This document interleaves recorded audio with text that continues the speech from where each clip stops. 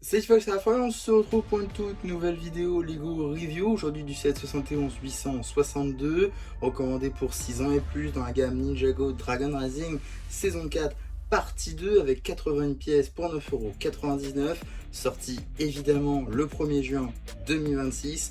On va bien évidemment parler du pack de combat, le robot dragon de Lloyd, en commençant directement avec les mini-figurines. Juste ici, vous avez la chaîne de Dragon Lloyd sans épaulettes, une chaîne exclusive à ce set.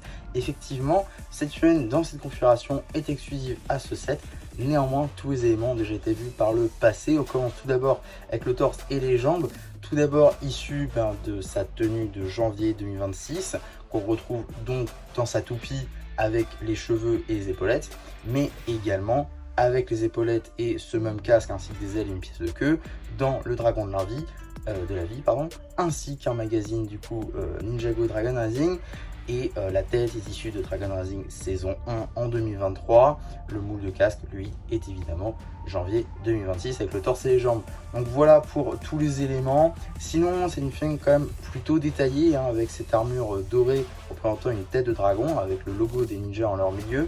On a également les petites écailles de dragon sur les côtés, la petite ceinture, les genouillères, les griffes. Ça marche plutôt bien. Si je retourne la figurine et retire le casque, on aura donc une première expression faciale avec un Lloyd très sérieux, l'arrière de torse également détaillée avec la suite de l'armure dorée ainsi que les écailles de dragon. Seconde expression faciale quant à elle est la fameuse visière qui est enfin canon avec ses tenues, et ça c'est plutôt cool. En termes d'accessoires, sa fameuse épée qui ne le quitte plus depuis juin 2019. Ici vous avez la chaîne de Jay, une chaîne également exclusive à ce set dans cette configuration. La chaîne est exclusive à ce set car effectivement la dernière fois que Jay est apparu dans cette tenue semi-dragon, c'est-à-dire que les dragon détransformé, il n'avait pas les épaulettes, car effectivement, Sean, dans cette tenue-là, n'est apparu que dans son buggy à 50 €, mais sans les épaulettes. Du coup, c'est la première fois qu'il vient avec les épaulettes.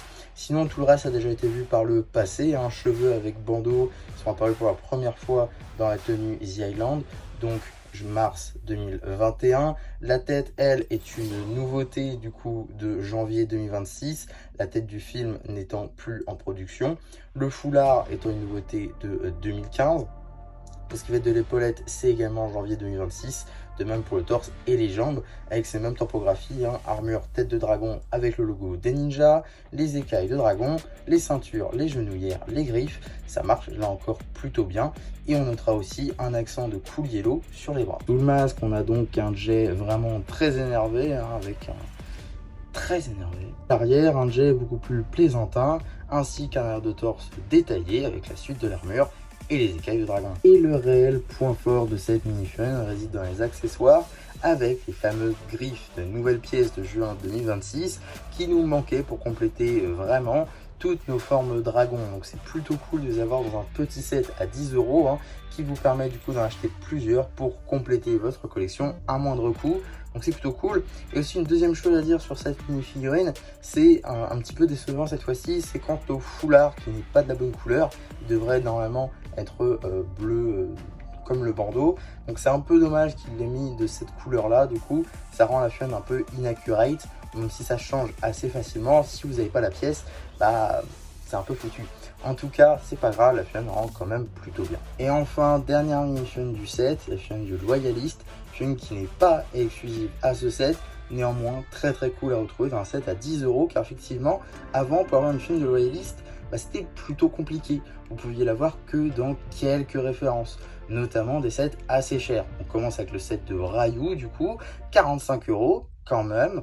Un set sorti en janvier 2026, tout comme le set de la cabane, lui aussi sorti le 1er janvier, mais cette fois-ci à 80 €, donc encore plus cher. Et bon, je le mentionne comme ça, mais vous pouvez aussi l'avoir dans les Old Town. Donc effectivement, 3 sets, mais 3 sets assez onéreux pour avoir un loyaliste normal, même pas chef loyaliste.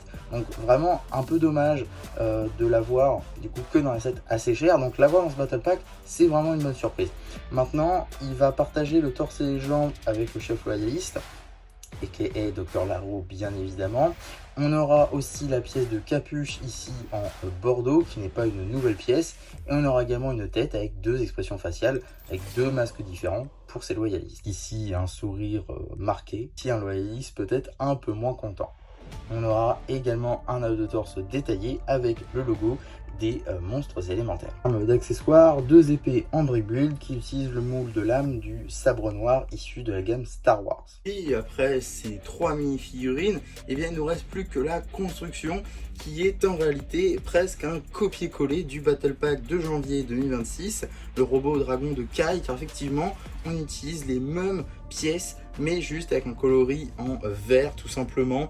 Donc on retrouve les mêmes articulations au niveau des hanches, au niveau des chevilles évidemment des deux côtés, également le bassin qui peut tourner, la queue juste ici avec cette pièce là du coup de feuilles en vert transparent. On a évidemment des ailes juste ici qui sont du coup de nouvelles pièces dans ces coloris là, avec du dark green ainsi que du vert fluo qui fonctionne plutôt bien et ça fait pas trop tache pour le coup, donc je trouve que c'est plutôt cool. On a également des articulations au niveau des bras, au niveau des poignets, des accroches évidemment pour mettre la lame. On peut la mettre des deux côtés.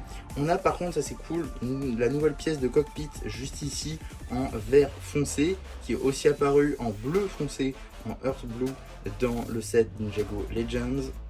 Le petit A90 évidemment, dont la review est déjà sortie d'ailleurs, si ça vous intéresse, elle est disponible sur la chaîne.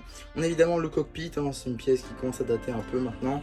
Toutes les variations du Battle Pack Ninjago ont cette pièce là, donc voilà, globalement on peut y mettre Lloyd à l'intérieur, et globalement c'est à peu près tout, On a juste quelques petits accents transparents, notamment ici avec les petites tiles sur les côtés, et on a également des petites griffes au niveau des pattes ainsi que des mains, mais globalement on a juste un copier-coller du Battle Pack de cette année, donc c'est un peu dommage. Maintenant, en ce qui concerne le set dans sa globalité, les figurines sont quand même plutôt cool. Vous avez un J, enfin complet, avec les épaulettes et les griffes, donc ça vous permet, si vous en achetez plusieurs, de compléter votre collection à moindre coût, et ça c'est cool. Vous avez également un loyaliste, figurine que beaucoup ont décrié parce que c'est dommage d'avoir un loyaliste dans ce set à défaut d'un par exemple monstre de feu. Maintenant un loyaliste on n'en a pas beaucoup, c'est pas tout le temps dans des on en a que dans des gros sets quoi, donc en avoir un set à 10 € que vous pouvez potentiellement acheter plusieurs fois, ça permettrait de faire une armée de loyalistes, et ça je trouve ça plutôt cool. La figurine par contre de Lloyd Dragon est bien sans plus, elle n'est pas complète déjà, et même elle est apparue dans un magazine, donc vraiment la figurine la moins intéressante du lot. Maintenant les deux autres sont quand même plutôt cool, ce qui en fait quand même un plutôt bon Battle Pack je trouve. En tout cas voilà pour ma vidéo sur ce Battle Pack Lego Ninjago Dragon Rising, j'espère que ça vous aura plu. Surtout n'hésitez pas à me donner votre avis dessus en commentaire, n'hésitez pas non plus à liker la vidéo, à vous abonner, à partager, et moi c'était MC qui vous dit bye bye.